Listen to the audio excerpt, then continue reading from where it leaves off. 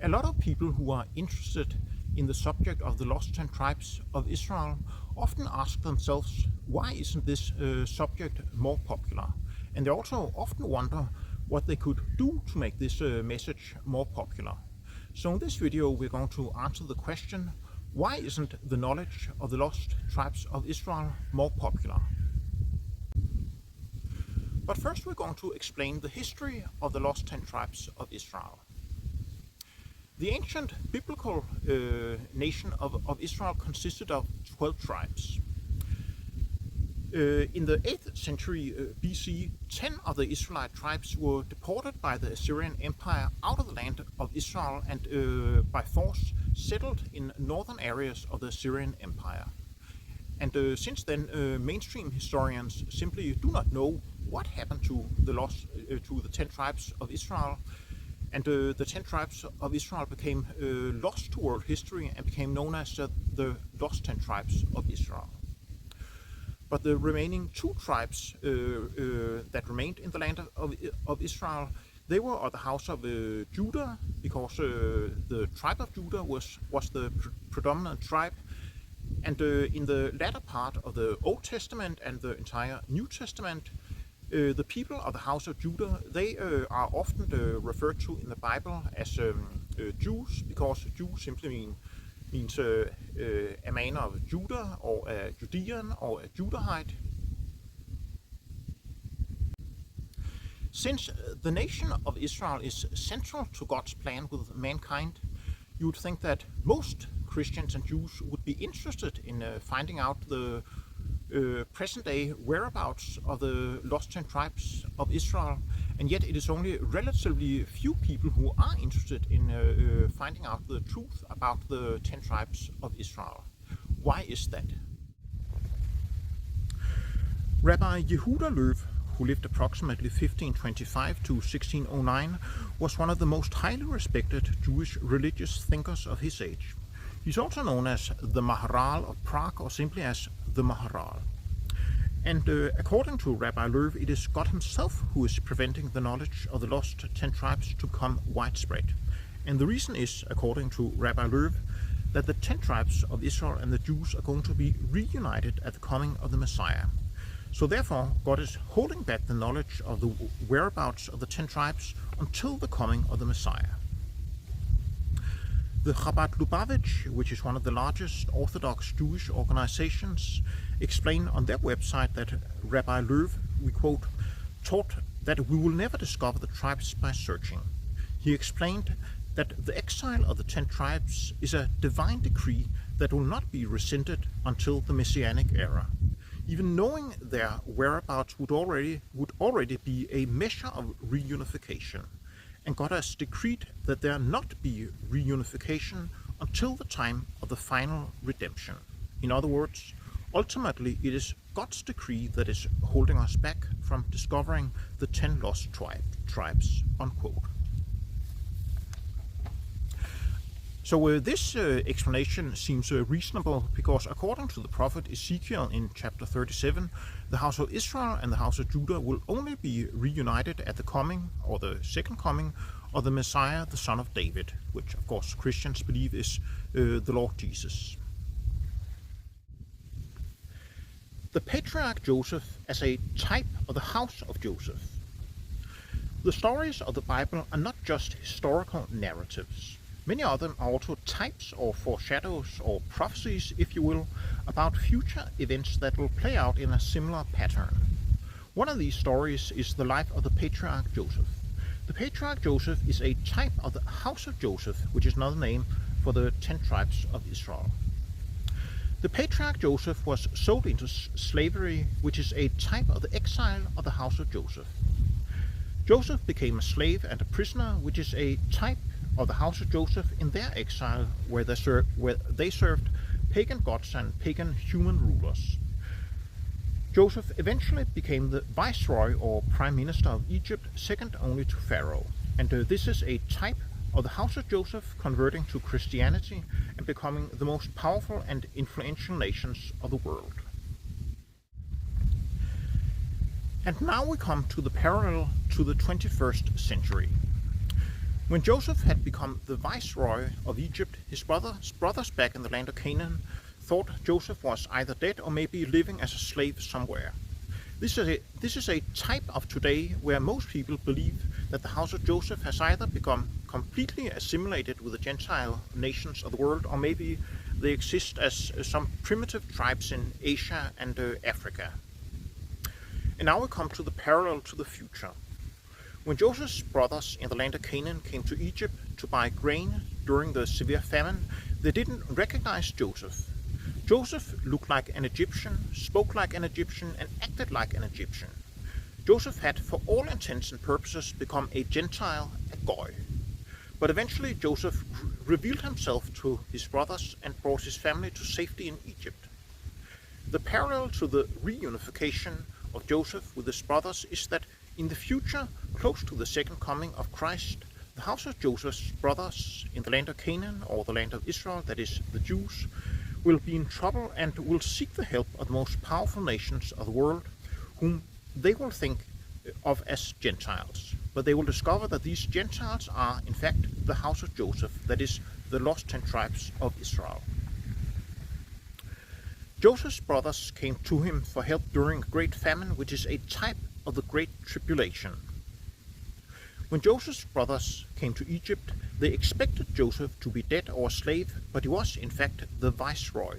This is a type of today where the house of Joseph is found to be the core of the nations of northwestern Europe and the nations descended from them, including the United States of America. According to the prophet Isaiah, God has put a veil over the identity of the nations. We read in the 25th chapter of Isaiah, quote, "And you will destroy in this mountain the face of the covering cast over all people, and the veil that is spread over all nations," unquote. Isaiah chapter 25 verse 7 from the King James Version. We can also read another translation, quote, "On this mountain he will destroy the shroud that enfolds all peoples, the sheet that covers all nations," unquote. And that's from the New International Version. This prophecy that Isaiah penned down 2,700 years ago is about to be fulfilled in our near future. It means that it is indeed God who has hidden or covered or made to become lost the true identity of all nations, including the 10 tribes of Israel. But then at a certain point in time, God will uncover that veil and uncover the identity of all these nations, including the identity of the 12 tribes of Israel. Israel in the Old Testament, New Testament, and in Revelation. We find another clue in the general focus of the Bible. From Genesis chapter 12 to the end of the Old Testament, the nation of Israel is the focus of God's plan, and the Gentile nations can, for all intents and purposes, only come to God by leaving their own ethnicity and becoming a part of ethnic Israel. But this changes in the New Testament, where Christ and the apostles preach that people of all ethnicities can be accepted of God as a part of God's covenant, spiritual Israel, without changing their ethnicity. If one did not scratch the surface of the New Testament, one might be tempted to believe that God had done away with the old ethnic 12 tribes of Israel, or at least their importance. But if one does scratch the surface of the New Testament, one will discover that many of the references that seem to refer to non-Israelite Gentiles becoming a part of God's people, in fact refer to ethnic Israelites of the 10 tribes again becoming a part of God's people. For example, in St. Paul's letter to the Romans in chapter 9, we read that God would make some certain Gentiles a part of his people. In most Bibles, the commentators and the editors write that this is about non-Israelite Gentiles becoming a part of God's people, but let us look for ourselves. So we quote from Romans chapter 9, quote, "As he saith also in OC, I will call them my people which were not my people, and her beloved which was not beloved.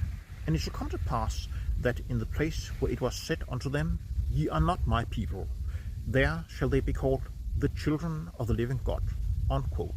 Romans chapter 9, verse 25 to 26.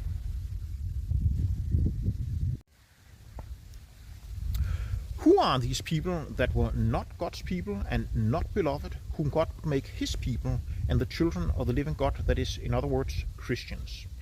We don't need to ask Sherlock Holmes because Paul quotes from the prophet Hosea, which in the King James Version in the New Testament is called OC, where Hosea prophesies in the mid-8th century that God would divorce the 10 tribes of Israel and make them not my people. And we quote from the prophet Hosea in the Old Testament. Quote, "And the Lord said to Hosea, Go take unto thee a wife of whoredoms and children of whoredoms, for the land hath committed great whoredom, departing from the Lord.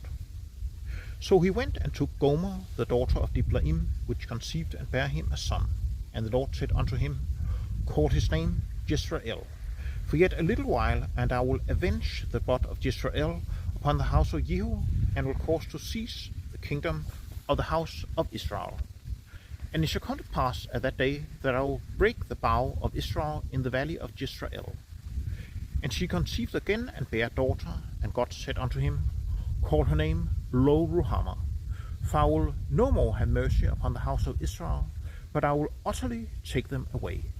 But I will have mercy upon the house of Judah, and will save them by the Lord their God, and will not save them by bow, nor by sword, nor by battle, by horses, nor by horsemen.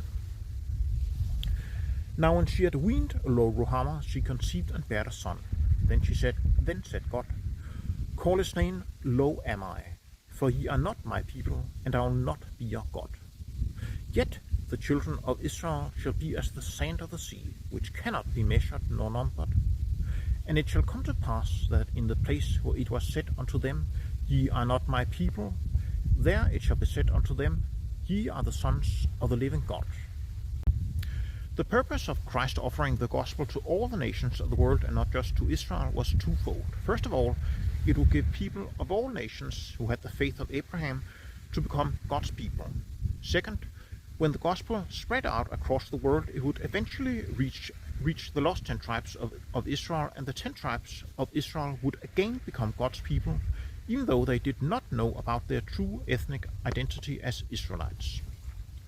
God's focus, however, changes in the book of Revelation, where the 12 tribes of Israel suddenly again become the focus of God's attention.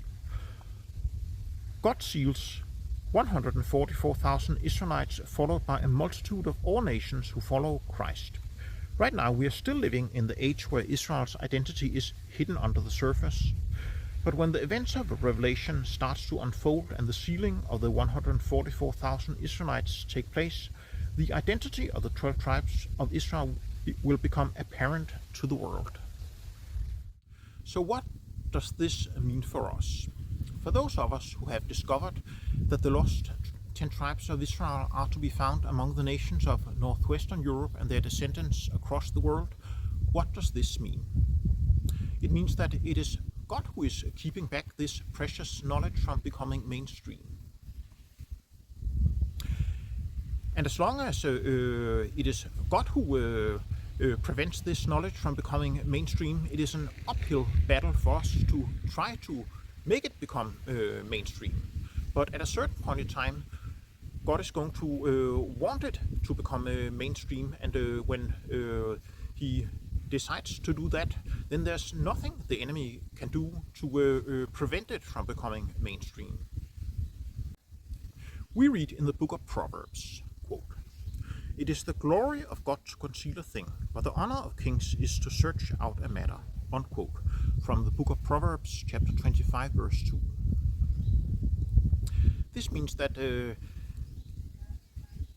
it is God who is keeping back this precious knowledge from the world, but those of us who still do discover it are doing the work of a king.